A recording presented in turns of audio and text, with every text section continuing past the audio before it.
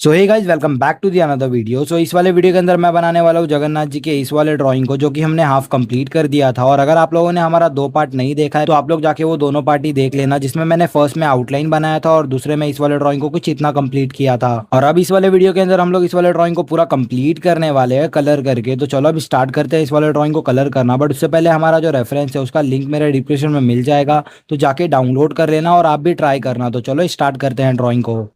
तो देखो, सबसे पहले मैं यूज़ करने वाला हूँ ब्रश पेन का ज्वेलरीज बनाने के लिए, जिससे कि बेस लेयर इजीली बन जाएगा और फिर उसके ऊपर मैं पेंसिल कलर से डिटेल कर दूंगा। इससे हमारा टाइम काफ़ी ज़्यादा बचेगा और ड्राइंग फटाफट कंप्लीट हो जाएगी। अभी आप लोग फोकस करो कि मैं कैसे कैसे ड्रॉ कर रहा हूँ, और मैं मिलता हूँ आप लोगों से आगे।